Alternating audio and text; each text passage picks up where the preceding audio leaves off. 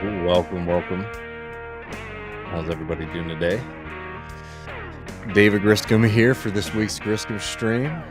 Appreciate all of y'all. Hope that the week's been going well for y'all. Sorry, a little bit late. Usually do these on Thursday afternoons, but as you may know, I had a piece I had to get finished for Jacobin magazine that we'll be talking about a little bit more in depth in the next couple minutes. And for folks who are new here, feel free to jump in the chat. Ask us any kind. Ask me. I want to talk about. There's a couple of us. There's just me here. Matt is not here. These are solo streams. But feel free to jump in and ask any questions or give any comments or topics you might want to hear me chat about. I mean, like, these are fun for me. I really like being able to come on here, and it's really nice too to sort of hear what folks in the audience are thinking about, because it helps us not only, I think, make these streams more fun and interactive, but it also helps us sort of game out future topics and things like that for Left Reckoning. But before we get started, just a couple quick things of housekeeping.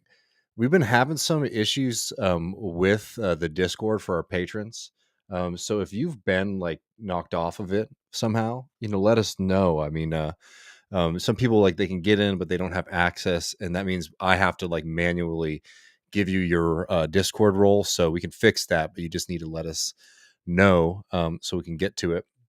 And one more thing before we jump into some of these, before we start talking about the main story of the day and taking some questions, I want to remind folks that we're doing a sale on our merch at Left Reckoning. You can find our website, leftreckoning.com /store. And we have our LR on the road shirt, the trucker cap, and our Big Tex tank. Everything there is 15% off if you use the code LASTRIDE, LASTRIDE. So we'll be doing that for probably another week or so. So if you want to grab any merch, this is probably the best time to do it. And those on the road t-shirts, we only have a few left. So this is sort of last call on those, because I don't think we're going to be able to get more of those printed, at least for a little while. So keep your eye out for that. I mean, jump on that. Don't keep your eye out for it. We already know about it. And this is like what we love to hear. Holy City 2012 is out there wearing the tank today. I need to get the tank. I know Matt wears the tank a good amount. I actually don't own one. And I definitely should. It's getting to be hot again. The merch is like nice, high quality. I mean, I wear this hat all the time. That whenever people ask me about it, I always tell them it's my friend's show, because I feel a little too embarrassed to plug myself when I'm out hanging out at bars and stuff like that. But I do love this hat. It's very nice and comfortable, and keeps you cool when it's hot. But yeah, folks, I mean, I want to talk in depth, because I love being able to write these pieces for Jacobin, but you are always sort of limited in how many words you get, and there's all these kind of topics and subjects and things like that I wasn't able to get into. If you haven't seen it yet, new piece in Jacobin from me out today called "The Biden Administration Sat Out the War Met Coal Miner Strike. Joe Biden promised to run the most pro-union administration in U.S. history, but it has offered no support to Alabama coal miners who are on strike for nearly 2 years." So check the piece out if you haven't already. We'll talk about it in just a second.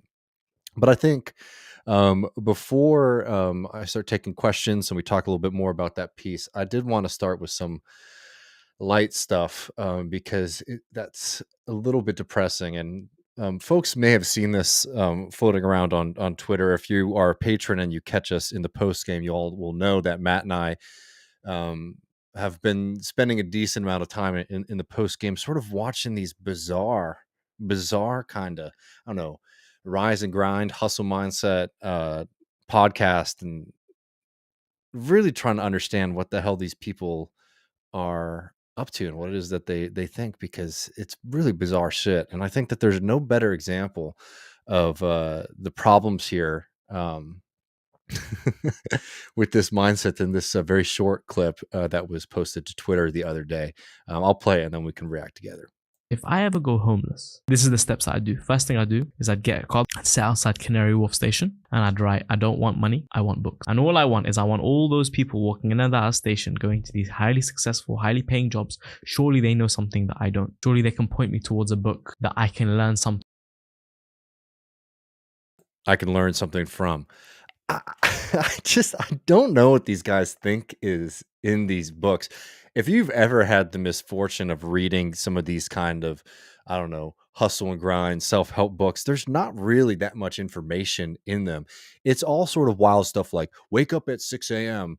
and make sure you eat eggs and have a high protein breakfast and then plan out your day, right? I mean, it's nothing that revelatory. I mean, look, it's probably nice to have a structure and to have a good diet. But if you think that the reason somebody is homeless is because they don't understand um, timekeeping, I'm sorry, friend. And if you do think that somebody who might be, going through homelessness would be saved by reading a bunch of nonsense for some guy telling them to, take notes and be open to opportunities and experiences, you don't really understand why people fall into homelessness in the first place. And I mean, we know why. It's the same thing.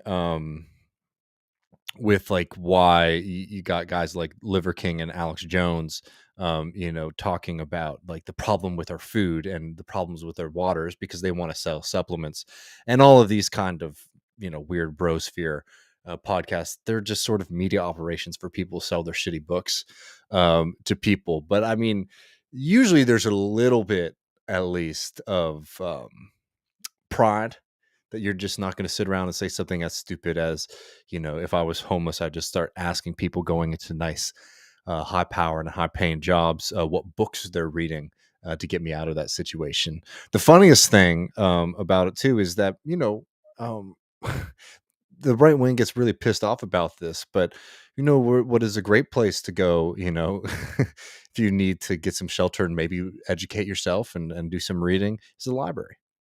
It's just, but that's not anything that they're going to be pushing is people using public resources or anything like that. They want you to scrape together some pennies to buy some shitty ass self-help book for $20. But folks, I think let's maybe get to this main story and talk about it a bit. I know if y'all know, if you've been listening to Left Reckoning, we've been covering what's been happening at Warrior Matt Cole in Alabama for a while now. And I'm not so much going to focus on the entire history of of that of that strike as much as sort of what it represents and what some of the actions of folks represent. And again, if people have questions or comments or points that they want to make about this, feel free to jump into the chat with those. We'll put those up on screen. These are always more fun when they're a little bit more interactive.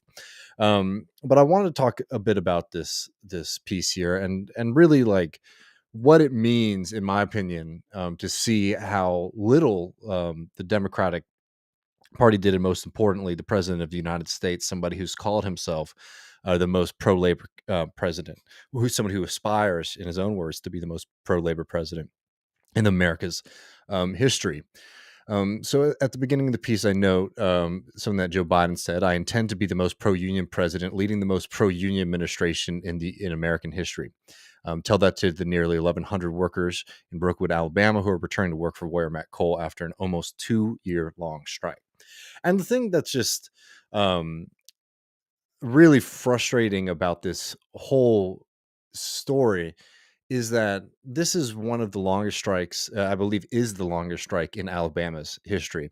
It really does represent, um, it represents in a lot of ways the the two Americas that we're living in, right?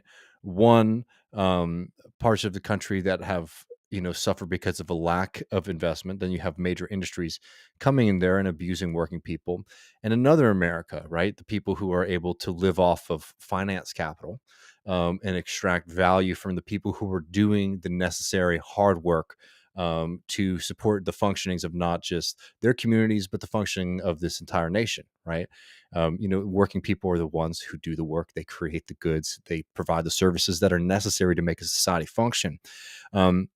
And too often, and it's the case all across this country, those are the people who don't get taken care of, right? They don't get taken care of at the site of production in the sense of how they're getting paid and how they're being treated. And they also don't get taken care of by their government. You see how quickly and how efficiently and how historically the government was able to react, for example, to some of the crises in the financial market during the COVID-19 crisis, right? When everyone was on lockdown and it started to look like, oh, it looks like there's going to be, for obvious reasons, that this is going to lead to a recession. This is not going to be a nice market for people to invest their money or to be able to take on back returns on their investment because production's going down. A lot of people are working from home. A lot of production has been cut or slowed, right? And look what the Federal Reserve did. Look what the United States government did. I mean, it acted with unprecedented speed, creating whole new programs, whole new activities for the government in order to make sure that the people who subsist and thrive and profit off of the labor of other people, I'm talking about capitalists and people who live off of finance capital, we're fine. And then for the rest of us, we got a couple checks. It was always a fight to get those. There's a lot of promises that weren't kept, for example, by the Biden administration, and don't think we've forgotten about that when it comes to giving direct support for people.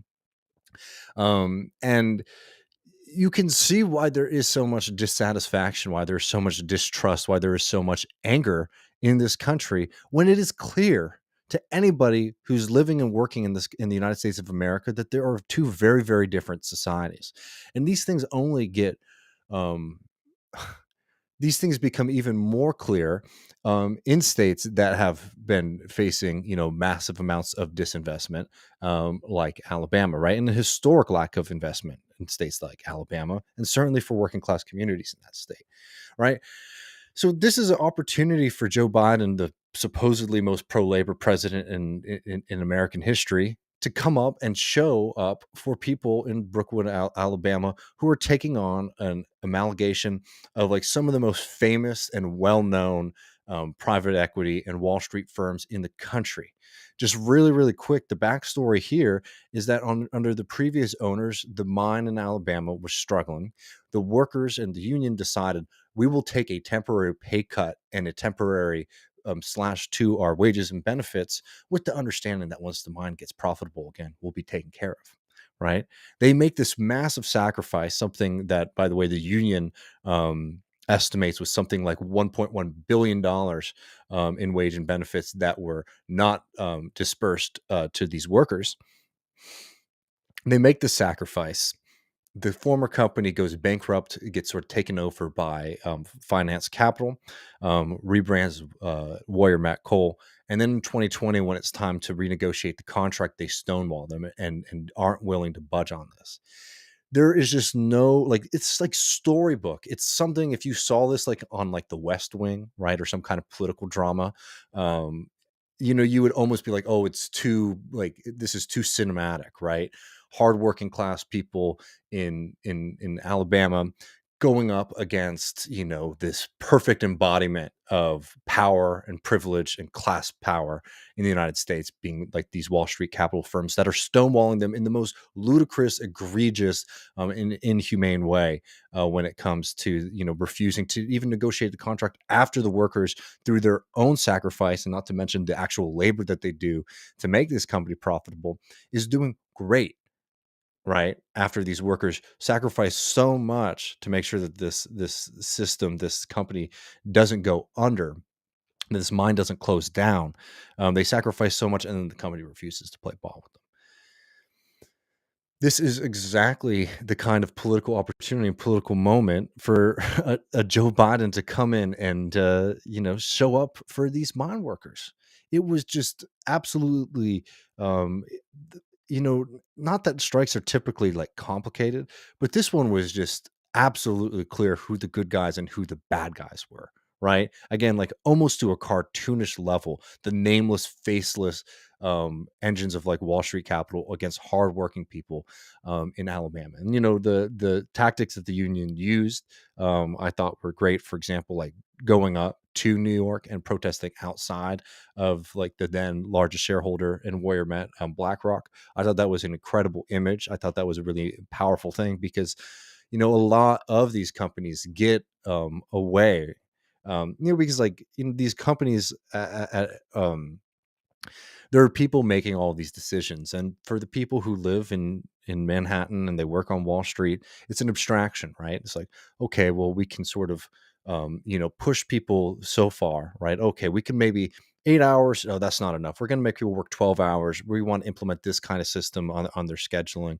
Um, and this is going to mean that this bar graph goes up just enough so that I'll be able to get myself a nice raise, right? It's abstracted, right? You're thinking about it in your head. It's not something that's real, tangible to you, what these decisions and the effects of your activities are on folks.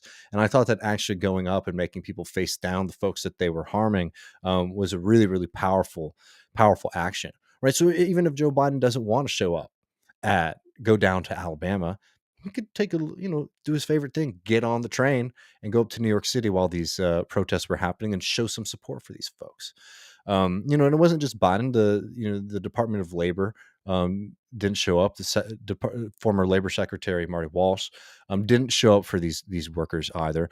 As they were going on, they had plenty of time, nearly 2 years on strike, to show up on this fight, and they didn't show up at all. And for people who haven't been following or aren't caught up, 23 months on strike, incredible perseverance and solidarity and all those kind of things to sustain workers throughout the strike, to continue trying to push back against the scabs, push back against the company. And 23 months later, these workers are now going back to work without any of the concessions that they should have gotten for going on this strike, right? And there was going to be a negotiation process to maybe try to get some in the short to long term. But as of now, they're going back to work unconditionally. 41 of them have been blacklisted by the company, told that they can't come back. And it's frustrating because it's not as if the Biden administration hasn't involved itself in labor actions in recent memory. For example, when there was that really important nurses strike in Massachusetts, they showed up for that, right? And like, it's not trying to pit nurses versus coal miners. It's making the point that the Biden administration is willing to participate in some examples, in some opportunities, in some moments for some laborers, but not for others. And I don't think that there can be any doubt here that the political decision was made, that these are people in a Republican-controlled state. These are people in a state that didn't vote for me. They didn't vote for the Biden administration. So we're not going to go and fight for them, right? Which shows not only the callousness and the falseness of Joe Biden when he goes up and says, I want to be the president for all Americans. I want to be the president of labor. But it also shows effectively how successful the kind of partisan divide in this country is within the working class movement, right? How it affects the working class movement. Because if you can say, okay, well, these are good workers because they're in a blue state, these are bad workers because they're in a red state, it immediately is going to fragment, the power that can be developed within the working class movement, right? Maybe that's beneficial to the Democrats. I mean, a lot of these people are cynical. So maybe those are the games that they want to play. They're happy with it. They think it works for them. But it doesn't work for working people. Um, Uh, Schulze says, hello, and Joe Biden. I won't be surprised if Trump walks right back into that place and the Democratic Party can only blame themselves. Stop pretending that they themselves are not the problem. I mean, they're a massive part of the issue here. And I think that, when it comes to the Biden administration, this is a huge loss for the Democratic Party, because this is apart from just like doing what you fucking should as the president, when you're seeing the way that these companies are trying to stretch the limits of the law, being able to utilize local courts in Alabama to basically subvert people's First Amendment rights to picket, right? So, for example, the Warrior Met had a local Tuscaloosa County judge prohibit picketing outside of the facility at a Warrior Met, which literally meant that they couldn't set up a picket line. They had to be 300 yards away. Right at that point, you can't set up an effective picket line in a situation like that. Right, so they're losing their constitutional rights to participate in strike action as a union. Right, fundamentally. And it's not typical that companies usually go around the NLRB on something like this by actually going to a county judge, right? And it shows that the playing field is just not level for working people and the union movement in this country versus what corporations and capitalists and bosses get. You also saw things like one, the local media unfortunately wasn't too friendly to these workers. Two, you also saw the police overzealously harassing these miners, being very, very quick to come down on the miners and doing very, very little. For example, when scabs were driving trucks through the picket line in the early days of the strike, or for example, I know in this piece, this is from a Rolling Stone piece that I was reading about this. When miners got together and they tried to hold like a protest outside of one of the homes of the executives in Alabama, the police showed up within 18 minutes and broke up the protest, despite the fact that it was perfectly legal, right? Nothing illegal was happening there. It did not break any laws, and it was, it was a perfectly legitimate protest. 18 minutes, the police sort of showed up and they flexed their muscle and they broke this kind of thing up. The point is that you can say all these things. Oh, well, in this country we have these kind of laws, or this country we have these kind of protections for workers. Well, it's nice if you can say that, but in practice, we're seeing it play out in a very, very different way, right? And what message does it say, for example, to these workers, for example, when the governor of the state is having the state troopers literally patrol and help the scabs get into work, right? Literally utilizing the police force to try and break a strike. It's not surprising that the Republicans do this. It's not surprising that capitalists have the ability to lobby and get their way from the government. But the point is that if you're sitting here thinking that these things are a neutral or level playing field, they're not. And if you're somebody like Joe Biden who aspires, right, at least rhetorically, to be somebody who wants to shift the dynamic in this country where union membership is on the decline, where unions are defensive and on the back foot, right? This is a perfect example to show up and say, you know what, we're going to, if these companies are going to try to utilize the avenues that they have in front of them, being local courts, being local state government, the federal government is going to show up and make sure that the fundamental rights that are guaranteed to all workers in this country are respected. But Biden's not interested in doing that. The Democrats haven't been interested in doing that in a long time. You're even seeing things like the right to picket, something that is such a basic right of union workers, something that's been challenged and pushed back and rethought of, treated differently legally since like the 1970s. Right. This is something that's back foot, back foot, back foot, back foot, which unfortunately is the story of a lot of labor in this country because it's been such an unlevel playing field. Our friend MDR says a friend who went on strike with other workers decades ago at one of the U.S. military bases picketed at the base's main entrance. The strike went on for weeks. They were determined as a group. The United States military used helicopters to fly scabs over the picket line. It was really sad, and that's how they were defeated. Yeah, I mean, look, if the point of a strike is that you're one withholding your labor, but you're also shutting down production. If the government is basically helping, um, scabs and companies break picket lines, right? Either through denying people the right to picket, or literally using the armed guards of the state, right, state troopers to do it, it severely dampens the possibility of victory, right? And there's just no way around that. You either have to take the risk of becoming more militant and openly defying these rulings, right? There's plenty of history in this country of people doing that, but that means you're taking tremendous amounts of risk that people will be beaten or in the longer term put in prison, and have to deal with a government and a legal system which is very, very clearly biased against working people.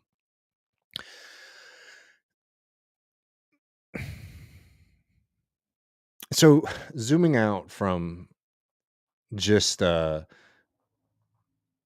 unlevel playing field for the Biden administration, it really shows a weakness in this goddamn party to think strategically or creatively to maybe shift some of the trends and the difficulties that that party's been facing, right? You hear it all the time. The Democrats are, oh, worried that we're losing some members of like the traditional base of the Democratic Party.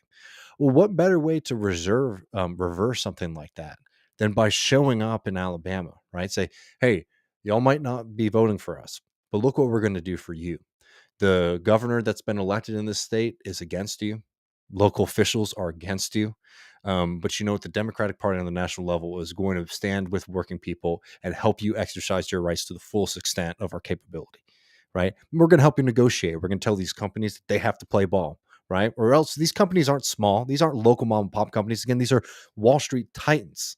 Say, we won't play games with y'all. We're the other dealings that the United States government offers to you. We will not, honor those if you don't play fairly in negotiating with these workers, right? But again, it's quiet, just like it was quiet too. This is not a new thing. When in Beaumont, there was a lockout. In Beaumont, Texas, there was a lockout at a refinery, and the Biden administration refused to help those workers out. Again, not because he couldn't or there weren't mechanisms that he could do. Honestly, when it comes to the oil industry, you say we won't give you any kind of contracts um, um, with the United States government. We will not approve any kind of new drilling permits or anything like that unless you play ball and negotiate in good faith with these workers. Right? Again, the Biden administration doesn't show up for that, but he loves to talk in front of a room and say things like, unions built the middle class. I'm proud of unions. I believe in unions, right? But when it comes to fight, when it comes time to fight for them, he can't show up. And like the political moment here is just so simple. The possibility, you show up for these workers, you fight for them, hell, you get a win for them. Man, what message does that say to disaffected working class people all across the country, not just in Alabama, all across the country? People who think that, oh yeah, the government won't fight for me. Oh yeah, this party won't fight for me. This party's not interested in me. You say, look, we're doing it right here. This is benefiting your life materially, right? Proof is in the pudding. It's in front of you. What better way to claw back at the power of the Republican Party in certain parts of the country where they are dominant than to be the ones who do show up? Because very clearly, in the case of what these coal miners were facing, it wasn't just that they didn't have support from the Republican Party. In fact, the Republican Party on the state level was actively hostile to them.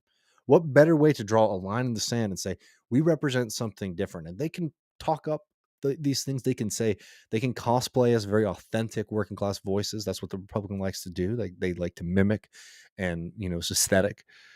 Um, what better opportunity for a Democratic Party, especially in a state like Alabama, with the support of national Democrats, to show up and actually fight for these people and to shift that kind of narrative. But the reality is, one, we know what the Democratic Party is, and two, it's just even more clear, I think, to people that they don't have allies in this party.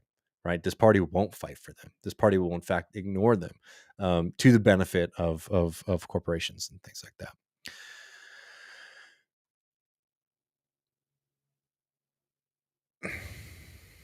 And I think this is important too. A social communist says they overcharge people with charges they know will never stick as a fear tactic, also to drain strike funds. 100%. And this is the point: is that it's not just that the state, like nobody's home in the sense of like the federal government level. It's that the active roles of the state, I'm talking about the judiciary, the police, are overactive, right? They're overzealous. So it's not just it's unequal; it's actually tilted in favor of bosses. And you look at things like what happened in Bessemer, Alabama, for example, with Amazon, when it was, when there was the union push at that Amazon facility in Bessemer, and everybody was watching that. Everyone was really excited. Everyone was really inspired by some of the tactics and strategies being utilized there. Amazon cheated. They cheated. They cheated. They broke the law during that union election, and the NLRB agreed long after. By the time that decision saw the light of day, the vote was over. All the workers were fired. People quit. They moved on. They entered into other fields of work. They weren't there anymore. So for Amazon, a stern warning from the National Labor Relations Board. Months, year after, Fine, that's the cost of doing business. That's not scary to Jeff Bezos. The same way it's not scary to Warrior Matt, to push back these things. And in this case, it looks like they're going to be able to get away with all of the activities that they were doing that were sort of pushing right up to the limits of the law. That's the point. And it's demoralizing. And that's the point. It's supposed to demoralize you. It's supposed to make you think, I can't fight back, because when we fight back, we don't win and we suffer, right? That's the point. This kind of moment, right? This story um, is not just a victory for Warrior Matt Cole. It's a victory for all the forces in this country that want to see the labor movement weaken, and that's why it's so despicable to me. I think for a politician and a political party that says that they want to see the opposite happen, that they want to see workers winning more, that they want to see unions growing, um, basically saying, "Oh, you know what? I think live and let live." When it comes to these fights, let's see what happens. When the right is certainly not sending these fights out. And I'm going to keep on this. I'm going to answer some questions, so feel free to jump in with any kind of topics that you're into, or want to hear me talk about. Um, Hot beef Polish is wild to think that 100 years ago, striking workers would get into regular gunfights with police, military, and other union busting forces. Not saying that's the answer, but that's the level of militancy that we just don't have anymore. Well, it's hard to do that. It's hard to imagine, but the level of class consciousness was a lot higher back then too, right? The Having that kind of understanding of yourself as a member of a class was stronger um, in the past. And I think it's important not to like only look backwards and like, dream and hope, but rather to say, okay, this is a lack that we have right now, and we need to be, working to shift this.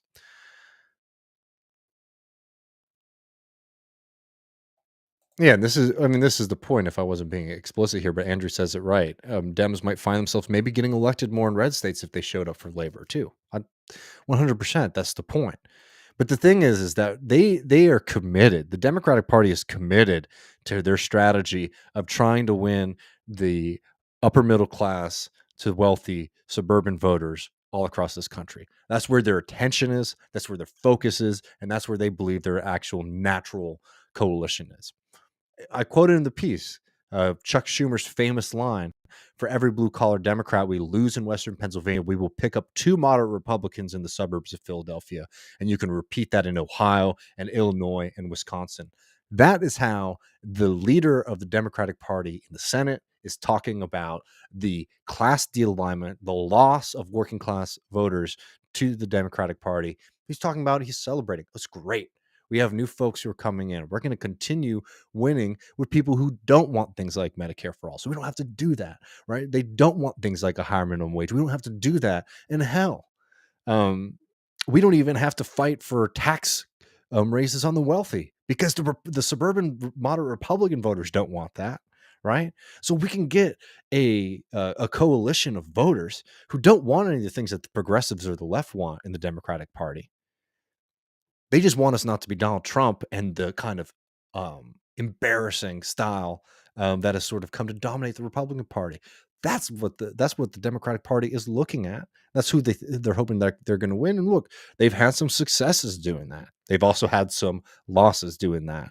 Like you look right here in Texas, where they continue to think that they're going to be able to, basically, the Democratic Party continue to bleed out in South Texas, but maybe win, some wealthy to upper middle class voters in Georgetown, right? And you saw how well that went with Robert O'Rourke, or as folks know him as Beto. It's their strategy. They're committed to it. And look, I'm not sitting around here because my dream or like my goal is to give free advice to people like Joe Biden and Chuck Schumer, is to show people that this attachment that they have, even if they're critics, secondary critics, to the Democratic Party, it has a limit, and you need to be really goddamn smart about this kind of thing. Because I think that it's wrong to sit here and act like the Republican Party and the Democratic Party are the exact same thing. I'm not somebody who gets particularly worked up about what way you vote when there's not a working class candidate in an election. I do think that it's probably better to not be under 4 more years of Trump. But I think that sometimes people having that realization fall into this trap of expecting too much and also not making it clear that we are not on that side. That those people like Schumer and Joe Biden who will let you suffer and fight by yourself, those aren't our people. We are not on that same team. In fact, we are in opposition to them. And I don't see that critique being made by people who are serious about politics, right? It's become something that's sort of um, fringy, right? And that's not good. The people who are actually mobilizing, motivating, and building a kind of coalition and a political movement versus the people who are just getting mad in different corners of the internet, should be the ones who are making really explicit that we're fighting for something very, very different than what it is that the Democratic Party represents. The party that is very happy to lock arms with the Republicans and block down a strike in the railroad industry that's led to massive human consequences in East Palestine.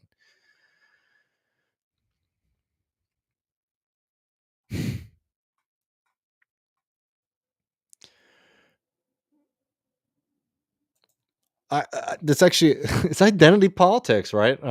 Rachel says, or Raquel, I'm sorry if I'm saying it wrong, says Biden thinks being the grandson of coal miners makes him pro-labor. It's fucking identity politics for the Democratic Party, right? That's what this kind of thing is. Joe Biden sits here and says, "I'm from Scranton." Trump, represents Park Avenue. I'm Scranton guy, right? Well, in your action, you act just like a Wall Street dude. You're supporting them. It's identity, right? Oh, well, as somebody who comes from a family that is working class, I'm actually going to side with Wall Street and the banks and the powerful in this country. But don't worry, I identify as a son of the working class, right? About as deep as it goes there. It's about as deep as it goes.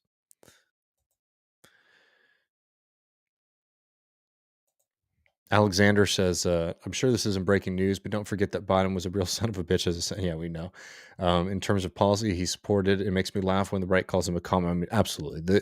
And everybody's a communist of the Republican Party.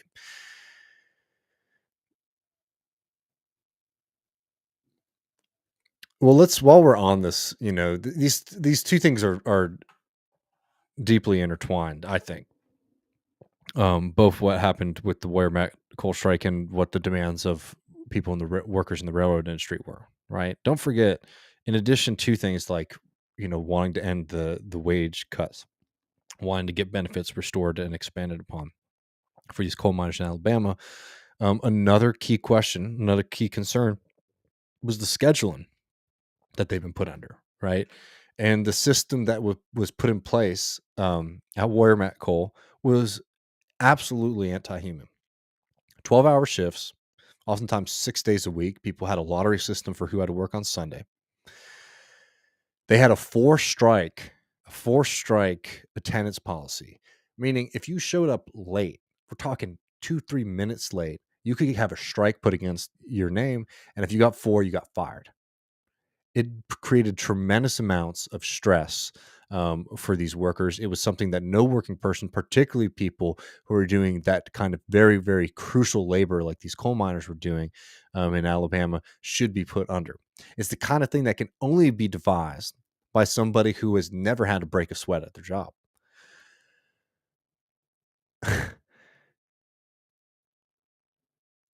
And just like what the railroad workers were saying, it creates dangerous possibilities. If you're doing dangerous physical work like that, you're having to work 12 hours a day, right? That takes a toll. It takes a toll on you physically. It also takes a toll on you mentally. If you showed up a couple minutes late to work, right, you would have to finish your shift, but you would still have a strike laid against you. And if you get four, you're fired. They claim that they gave 8 days a holiday, but four of them were floating days that had to be pre-approved by the company. Which meaning that these people are missing 4th of July. They're missing important events in their family's life. They're missing out on weekend activities. right? It's subverting everything in your life to the profit of Warrior Met Coal and into the bank accounts of people at BlackRock or Vanguard Capital in New York City, right? That's what that kind of shit was. There's a really harrowing example that I cited from one of the workers' testimonies to the Senate when Bernie Sanders, of course, because I think it's important to remember Bernie Sanders showed support. As much as we can disagree, credit where it's due.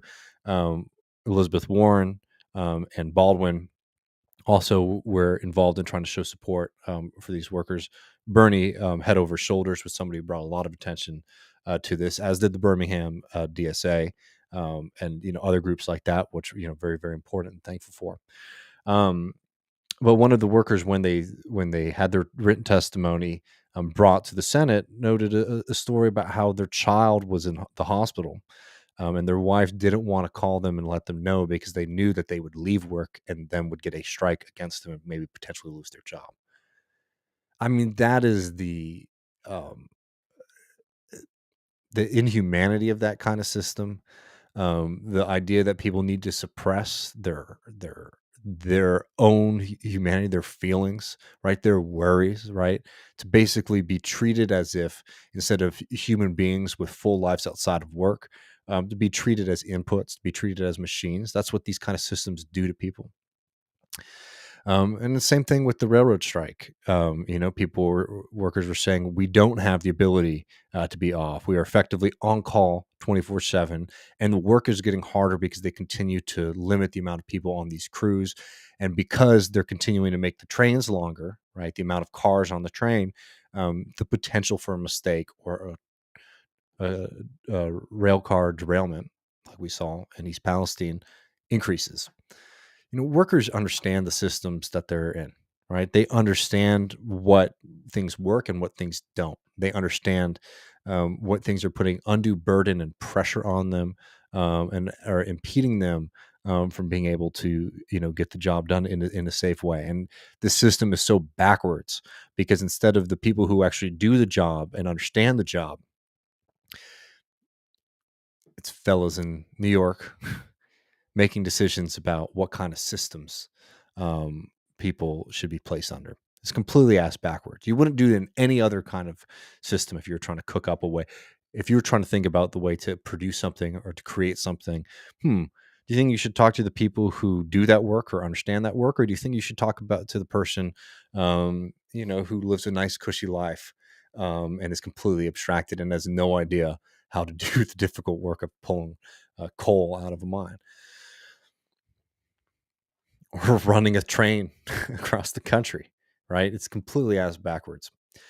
But while we're on this, I mean, this just goes into one of the, I think, fundamental crises of the Democratic Party. They have no capacity for politics, and they get circles run around them by the right wing. And they're not. And the thing is, like, it's deeper than even just the politicians, right?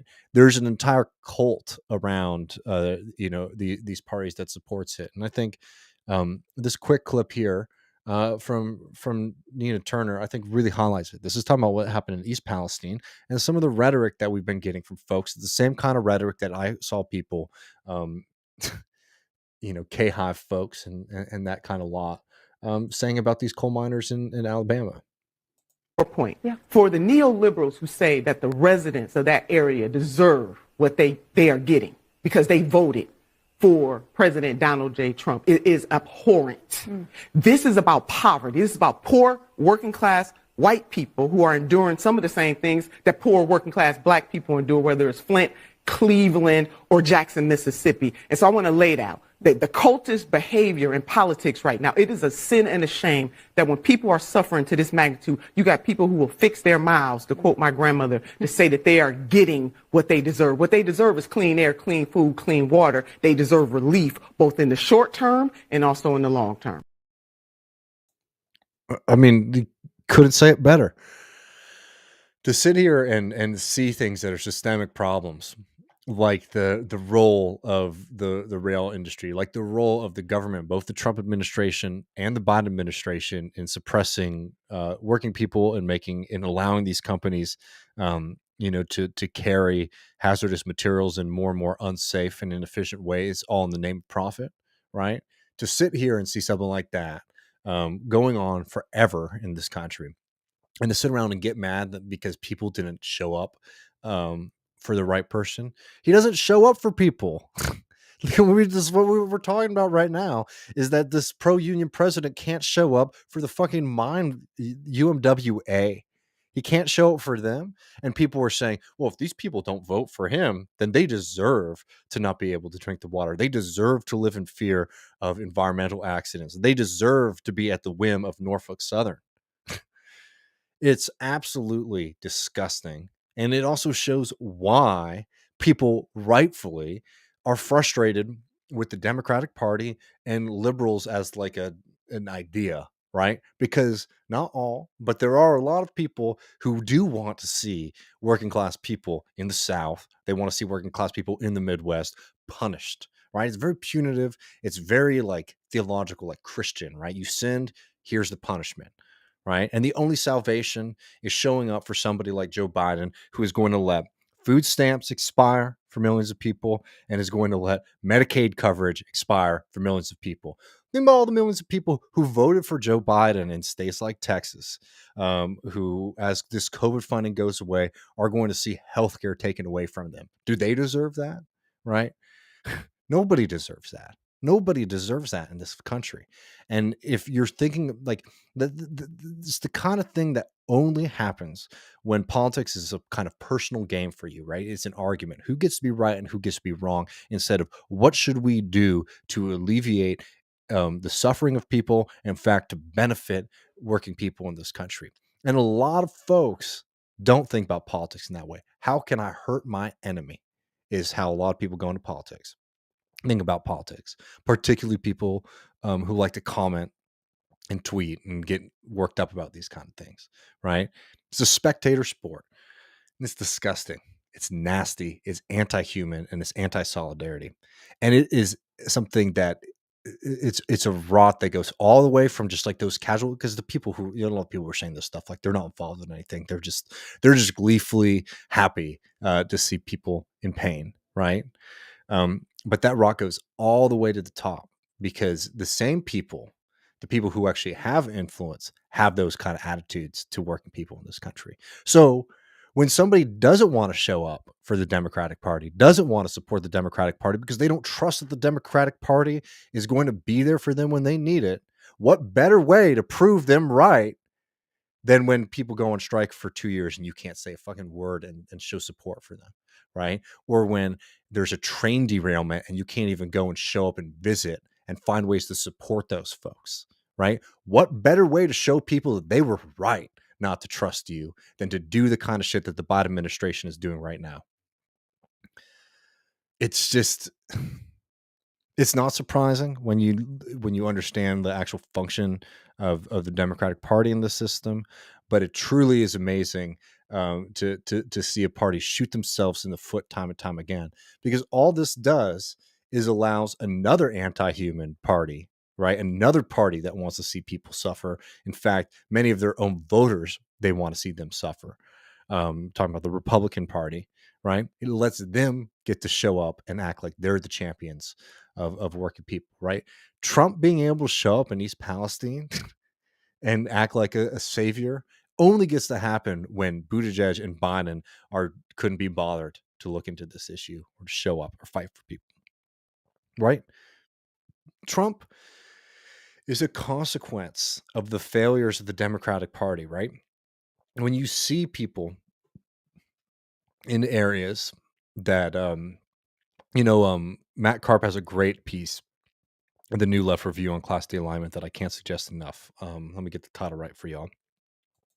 Where he talks about, the Class D alignment in the party, and he uses a really great example of areas around Minneapolis, excuse me. Party and class politics in American. I'll pull this up for y'all. Just if you want something to read, I'm not going to read from it right now, but really great essay from Matt Karp, who's been on the show. I'm a huge fan. Party and class politics in America. Party and class politics. Party and class in American politics. Excuse me. It's in the New Left Review. highly worth the read. He looks at two areas that flipped, right? One that was a strong Republican neighborhood, wealthy one, right? Continues to be wealthy, that traditionally voted Republican is now voting Democrat, and one that's traditionally working class that is now voting Republican, right? And looks at as to what has happened, why have those things flipped, and it really does highlight the activities of the parties, and the way that a lot of people, because working people are in this position where they are on the defensive because both parties are waging war against them. Um, Getting pulled into the right because of many of the failures of the Democratic Party. And if you're a socialist, right, your fixation should not be how to fix the Democratic Party, but rather to recognize what is happening within the class right now that is creating these situations. And that's something that should worry you and concern you, and we have to find a way out of it.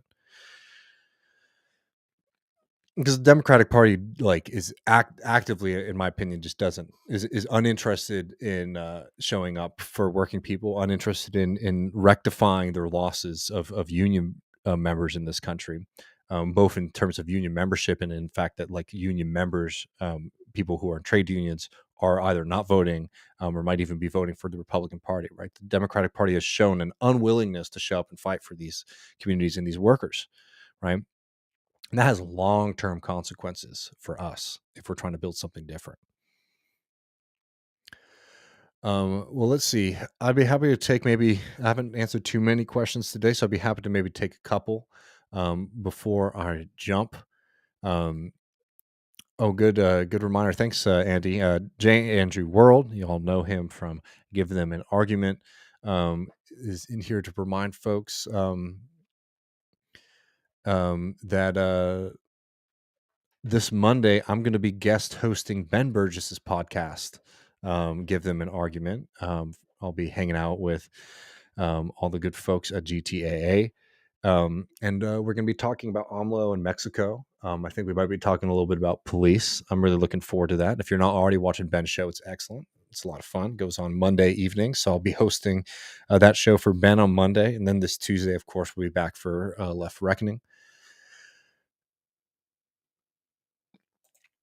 How is Nina's show? I haven't had a chance to catch up with it. Michael says they just jumped off Nina's show. Make no mistake, the rulers are quite concerned about her. I think people get pissed. I think Nina is a very clear communicator, and I think that's threatening for folks. I think you're right about that.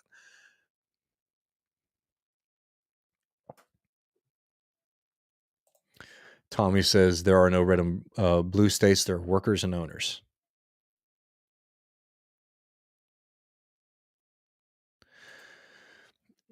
Awesome Possum says, as a USPS employee, I sort of understood why we quote unquote can't strike. But after seeing the railway strike be thwarted, I wish we had more power. I mean, the railway industry, the reason the railway companies are able to get away with the abuse that they do is because they know that workers aren't going to be able to strike against them. They knew the Biden administration was going to come and save the day for them. And that's why they stonewall those contract negotiations.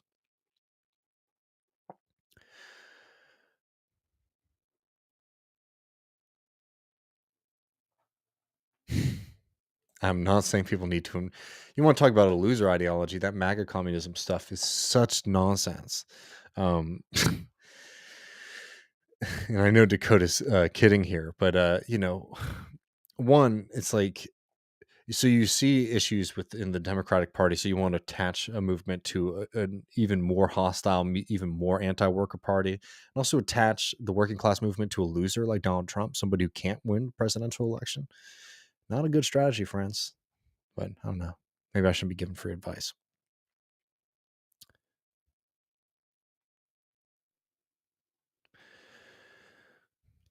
All right. I'm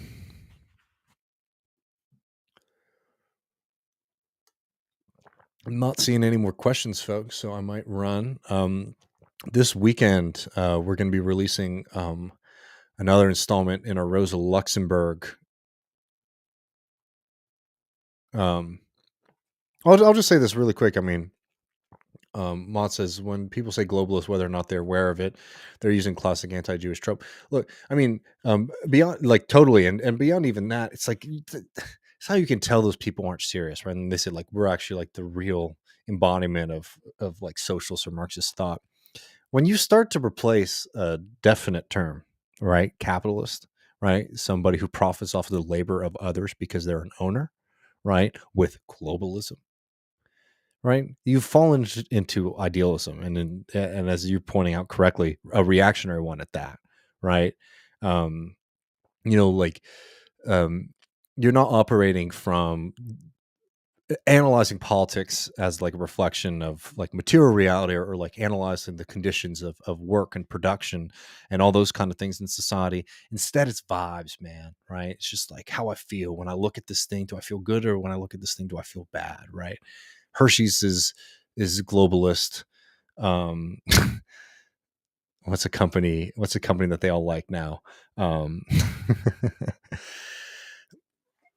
Hershey's is globalist. Exxon is radical, whatever.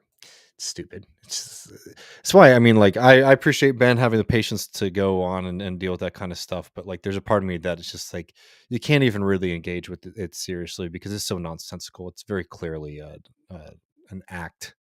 It's about stoking people up who want some entertainment on Tuesday, Thursday afternoon, or wherever they do their programs.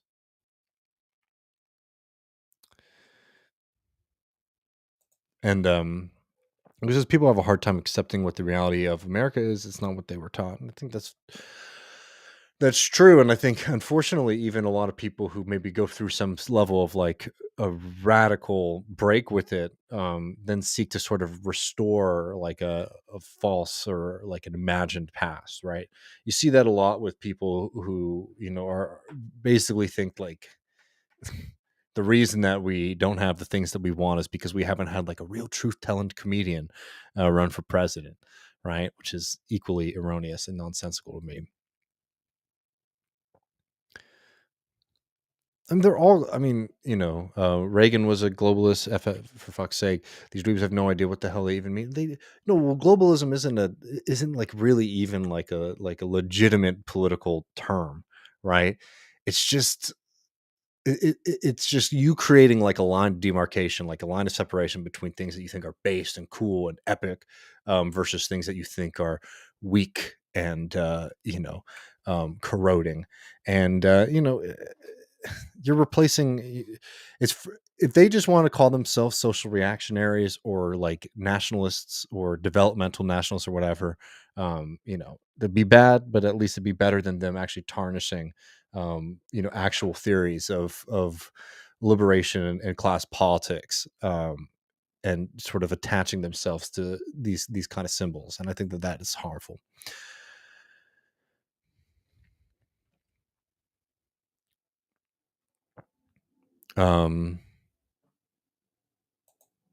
MDR, appreciate the chat, friend. MDR says, any plans to include the radical history of International Women's Day on the next Love Reckoning episode? More people need to know who Clara Zetkin is. It's a good idea.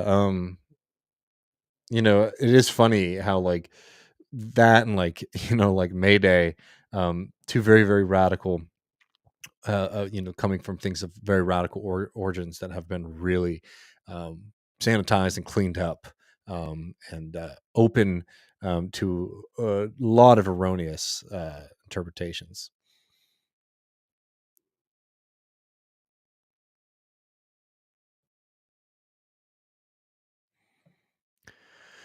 All right, folks. We're going to be releasing on Sunday I think our third installment of our Rosa Luxemburg reading series on Reform and Revolution. This one's going to be hot. I think people are going to get a little, some people might be frustrated to hear some of the things that Rosa says, but she's right. Sorry. She in this piece, she criticizes some of the fetishes around co-ops that I think have really come back in vogue in like modern left wing circles. Rosa was writing about these things 100 years ago very well and very convincingly, and borne out, unfortunately, by history. Not in the sense that, it's good that Rosa was right. It's sad that we had to like watch these lessons be learned in real time. So that section will be up this Sunday afternoon for patrons. You get access to that, patreon.com/left reckoning. We really like doing these reading series. So if you're able to support us, please do. It's just $5 a month. It really helps Matt and I continue to grow and expand. Because there's a lot of nonsense out there, and I think it's important. Actually, I've vacillated on this, but I think it's actually the amount of crap that's out there, amount of stuff that's just sort of set up to demoralize and demobilize people, that is getting a lot of attention, that is getting decent amounts of money. It's bad, and I actually think that it's important for us to sort of build our capacity to put out real information, real analysis, and build a kind of community that's not focused on, you know, ludicrous ideas that basically we're going to be junior members of the Democratic Party, and one day Joe Biden's heart's going to grow 10 sizes, and he's going to start standing up for workers, or this other one that is just basically a permanent sense of like political depression, and it's just anger for anger's sake. It's fine to be angry, but you need to do more. Sorry. It's just how it works. So if you're able to support us, it really does help us continue to grow and reach more people, because I think it's important. But anyways, folks, I'll be back on Monday on Ben Burgess's show, guest hosting Give Them an Argument. I'm going to have Kurt Hackbarth on. We're going to be talking about AMLO, and some of the attacks against him, and also some of the worrying developments in like the American Warhawk community, who have really turned their eye to our southern border and to Mexico in a way that I think needs a lot more attention than it's been getting. So I'll be doing that on Monday, and then Tuesday I'll be back with Matt for Left Reckoning 108. Appreciate all of y'all, and have a good weekend. I hope it's nice and warm wherever you're at. It's gonna be really beautiful here in Texas. So enjoy and take care, folks.